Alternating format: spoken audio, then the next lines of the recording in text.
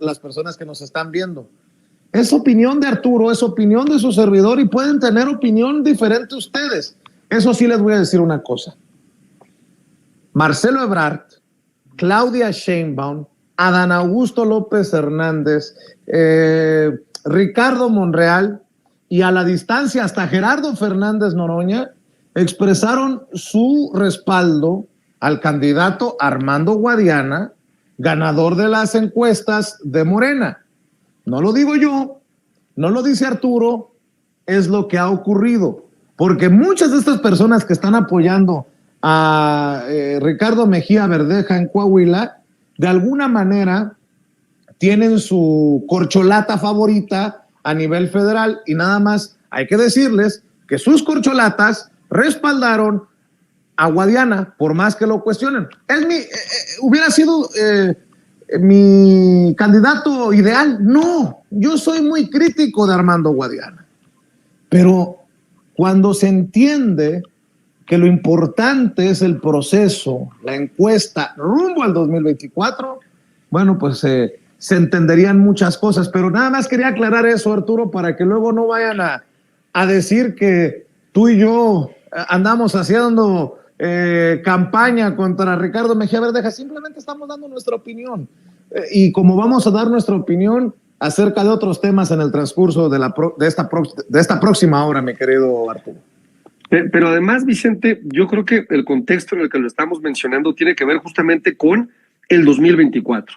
Y eso me parece lo más importante. Es decir, ¿cómo vamos construyendo hoy escenarios para evitar que tengamos situaciones como la de Coahuila, ¿no? Coahuila es todo lo que no nos puede pasar, ¿no?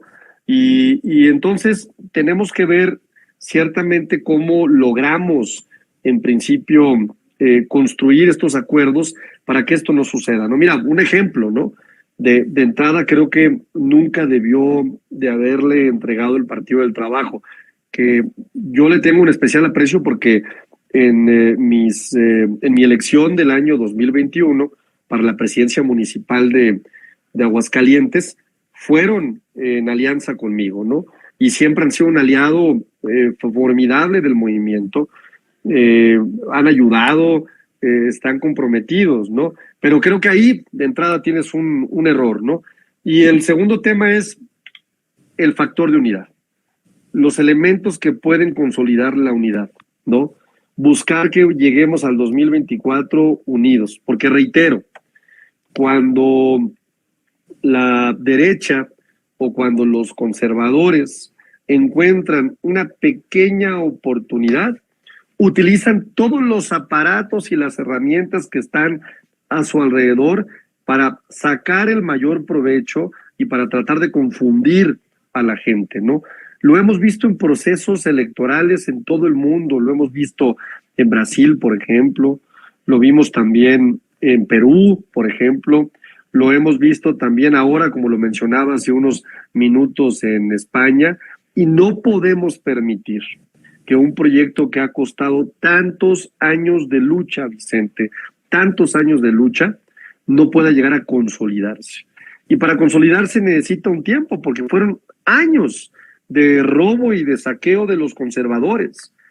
Parece que ya se les olvidó, pero, oye, acuérdense, hace el sexenio pasado, no nos vayamos más atrás, teníamos a un Enrique Peña Nieto que presumía esta nueva camada de gobernadores jóvenes priistas, gobernadores que el 70% terminó en la cárcel, que un Duarte, por ejemplo, tiene hoy procesos de investigación y están los dos en la cárcel, tanto el de Chihuahua como el de Veracruz, acusados por desfalcos superiores a los 3,000 millones de pesos. Y así podemos ir repasando todos los gobernadores. Borge, por ejemplo, en el caso de Quintana Roo, otro delincuente también, ¿no? Y una suma de delincuentes que fueron despiadados, el mismo Enrique Peña Nieto con la famosa Casa Blanca, ¿no?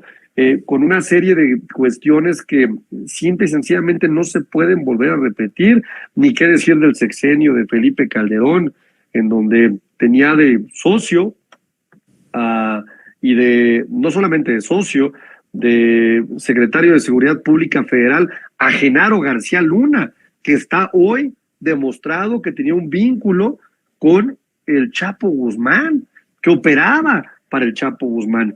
La persona más cercana, Vicente, a Felipe Calderón Hinojosa durante todo su sexenio.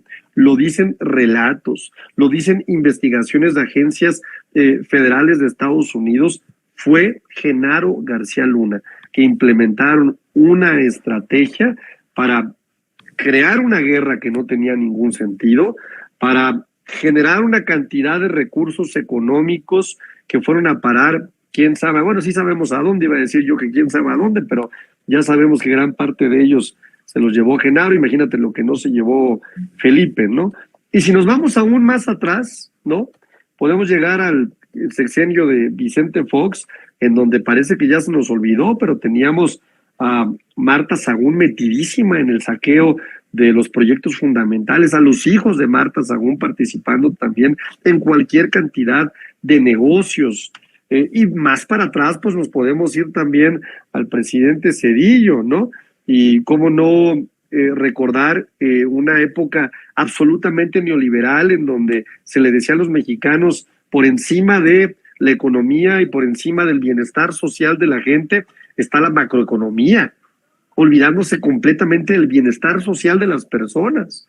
Y si nos vamos más atrás, pues nos encontramos al creador de esta política neoliberal, Carlos Salinas de Gortari, que además de haber privatizado absolutamente el patrimonio de nuestro país, las principales empresas de nuestro país, pues estuvo envuelto en una gran cantidad de escándalos de corrupción, favoreciendo ahí sí a unos muy pocos empresarios, enriqueciendo familias, desatando un conflicto armado en el sureste de nuestro país, específicamente en Chiapas, generando unas condiciones de crisis económica terrible completamente, entregando de forma despiadada mediante un tratado de libre comercio que en ese momento no estaba ni siquiera pensado específicamente en la gente que más necesidades tenían en nuestro país, pues la verdad es que fue una locura. Y si nos vamos más atrás encontramos también a Miguel de la Madrid, que Miguel de la Madrid fue el hombre que inició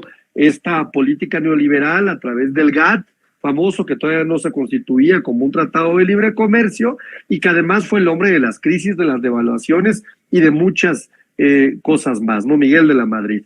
Entonces,